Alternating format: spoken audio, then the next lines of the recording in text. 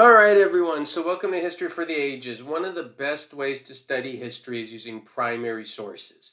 And I actually have a video I already made on what are primary sources, how are they different than secondary sources. But primary sources are first-hand accounts of events that happened. And there's so many of them that are available for free, right? There's all these open educational resources. I'm going to put some links in the description. This should be a very helpful video. So please make sure you like, share, leave comments. I really want to make this a video that goes to help a lot of people. So there's just so many. I can't even begin to tell you how many there are that I've used in my courses, but these are 5. They're all a little different, but I'm going to explain to you how you could use them to study history and learn so much. So here we go. The Prince by Machiavelli. So this is one I love using in my modern Western Civ class.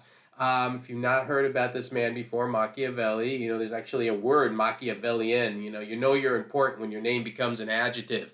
And the Prince is his basically explanation of how one should rule, right? He gives this whole bit of advice on how somebody should rule over a kingdom. And there's some really interesting ideas. It leads to great discussion in my class because one of the more famous things he talks about as a ruler is it better to be loved or feared, right? And then he goes into some really deep stuff. One of the things I like about it is you could read it on a basic level and without a lot of history knowledge and still ponder these questions, right? Is it okay to be too generous? How do you deal with your enemies? What's the best way to come into power? And then, if you're very historically knowledgeable, he gives tons of examples from ancient times, from his time, and so this is one particular book that I think is very helpful as a primary source to get you thinking about big ideas. And again, you're important when your name becomes an adjective, Machiavellian.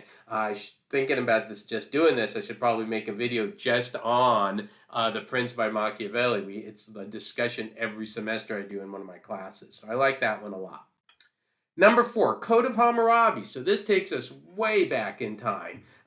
So during almost the earliest of civilizations in Mesopotamia, the Babylonians. And this is another one. All these are ones I specifically use in my class. And this is a great source because when you first read the Code of Hammurabi, you'll see it, students will read it and it's just like, oh, it's just a bunch of law codes. But then I tell students, when you read it, what does this tell us about the people in that area? And then you could start to break it apart and dissect it. And I actually do have a video just on explaining the Code of Hammurabi. I did make one of those already, and you can get into more detail on that if you want. And that's also in my channel. I'll link that in the descriptions as well. So this one I actually do have a video about explaining how we could use this code to learn about what they valued, what was important to them, what they believed in and what they didn't believe in. And there's a lot of good stuff in there. Their class system, did they have slaves, did they not have slaves, tons of stuff there. So Code of Hammurabi, and definitely you can look into the full video I have on that one as well. Antigone or Antigone, I've heard it both ways. So this is different. This is a play, right? This is by Sophocles, takes us back to the ancient Greeks. One way you can learn history through primary sources, it doesn't always have to be a law code or a treatise or something like that. It could be through a drama, a play. And I love the play Antigone. It's part of a trilogy, actually. More people are more familiar with the other story, Oedipus, right? Oedipus, if you don't know that story, it's another good little short video I can make. But the man married his mother, killed his father. You get the whole term Oedipus complex from it. Really crazy story. But Antigone or Antigone is another one of these stories that you first read it and it's like, okay, it's kind of cool, but it still resonates all these centuries later, because at its core, it's about, human pride and the idea of hubris and what happens when we're too prideful and how that leads to people's downfall. And what I love about it, and what Sophocles does so well in this play and all his works, is he managed to increase the drama, the emotion, the catharsis you get out of this. I tell my students, how do you know you saw a good movie, a good drama, or how do you saw a good comedy? You laugh. How do you know you saw a good drama? You have emotions. And Sophocles is brilliant in bringing these things out. I also kind of joke with my students that when you see a lot of movies today and TV shows today, that a lot of this stuff was, folks, these are things that the ancient writers came up with, the same kind of genres, the same plot twists. they came up with a long time ago, and the modern folks are just ripping it off and just kind of rehashing it in different ways. So Antigone, it's a great play. I love that one a lot. Number two, just another one I like a lot is The Life of Charlemagne by Einhard. Now, the reason I like this one is it's a person a lot of people have heard of. Everyone's heard of Charlemagne, and Einhard writes this source. But this is a great example to read. And you first read it, the guy seems like Charlemagne's perfect, but this is a great place to learn how you see biases in sources.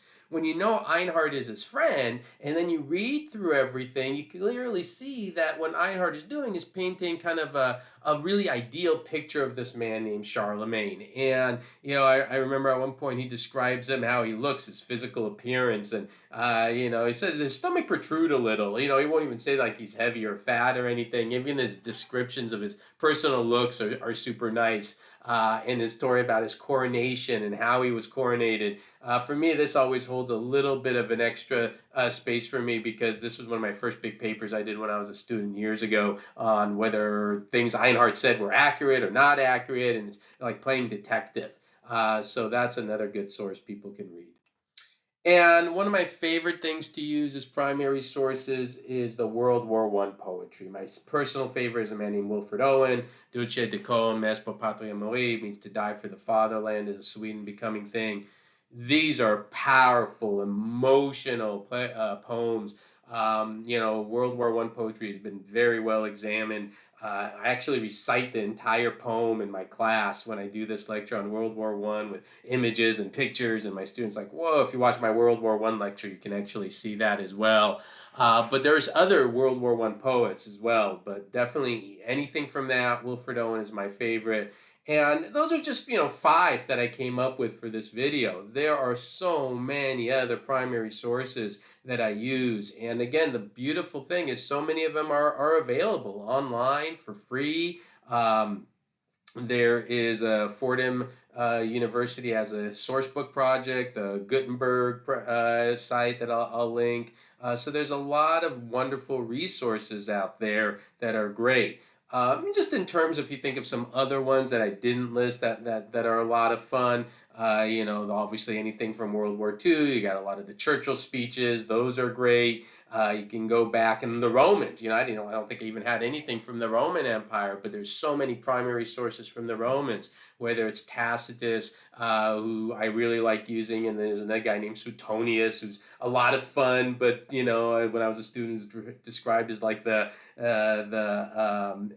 inquirer of the times, very scandalous and probably not as accurate. So there's a lot of Roman sources you can learn and study.